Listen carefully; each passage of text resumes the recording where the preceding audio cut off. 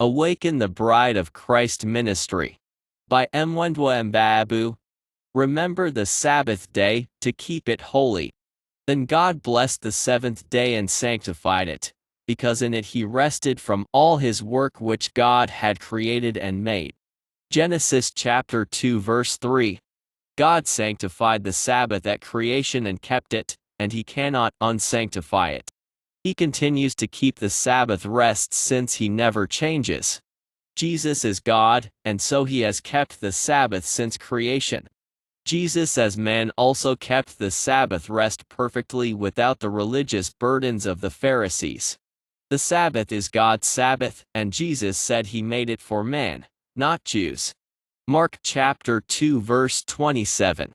And he said unto them, the Sabbath was made for man, and not man for the Sabbath. The Sabbath is a delight and not a burden. Isaiah chapter 58 verse 13. If thou turn away thy foot from the Sabbath, from doing thy pleasure on my holy day, and call the Sabbath a delight, the holy of the Lord honorable, and shalt honor him, not doing thine own ways, nor finding thine own pleasure, nor speaking thine own words. Jesus is Lord of the Sabbath since he is the Creator. The Sabbath is a memorial of creation and shall endure forever because God's creation shall abide forever. For the Son of Man is Lord of the Sabbath. Matthew chapter 12 verse 8. Adam and Eve were definitely Sabbath keepers. God must have informed them of his sanctification of the seventh day after he created them on the sixth day. They began their life on earth with a Sabbath day of rest. Adam and Eve were not Jews, they are the parents of all mankind. No tribe of Israel existed then. The Sabbath was for all mankind universally and for all time. Sabbath was a memorial to creation and God's handiwork. By resting we honor God and remember his work and cease from our labors. Moses, who wrote the book of Genesis, must have had the accounts of creation and the book of Genesis revealed to him by oral tradition or records kept from the time of Adam and Eve and their descendants hundreds of years before Moses. And since Moses was a descendant of Abraham, it is not a stretch to deduce that Abraham must have kept the Sabbath too. Sabbath was before the law. Exodus chapter 16 verse 26. 6 days ye shall gather it, but on the seventh day, which is the Sabbath, in it there shall be none. And was included in the law, Exodus chapter 20 verse 8. Remember the Sabbath day, to keep it holy. Written in the tablets of testimony by God's own finger. In Revelation chapter 11 verse 19. And the temple of God was opened in heaven, and there was seen in his temple the ark of his testament, and there were lightnings, and voices, and thunderings, and an earthquake, and great hail. John mentions seeing the ark of God's covenant in his temple in heaven. And in Revelation chapter 15 verse 5, John sees the tabernacle of the testimony, the Decalogue, 10 commandments in God's temple in heaven. The 10 commandments are recorded and kept in heaven, they have not been abolished. God wrote them with his own finger, and no man can abolish them. Revelation chapter 15 verse 5. After these things I looked, and behold, the temple of the tabernacle of the testimony in heaven was opened. Exodus chapter 20 verse 8 to 11. Remember the Sabbath day, to keep it holy. 6 days you shall labor and do all your work, but the seventh day is the Sabbath of the Lord your God. In it you shall do no work, you, nor your son, nor your daughter, nor your male servant, nor your female servant, nor your cattle, nor your stranger who is within your gates. For in 6 days the Lord made the heavens and the earth, the sea, and all that is in them, and rested the seventh day. Therefore the Lord blessed the Sabbath day and hallowed it. All the prophets beginning with Moses kept the Sabbath. The apostles of Jesus kept the Sabbath after Jesus' resurrection, including Paul. Paul never taught anyone to break the Sabbath because of grace. In eternity, in the New Jerusalem, we will keep the Sabbath. It is perpetual because God's creation is perpetual.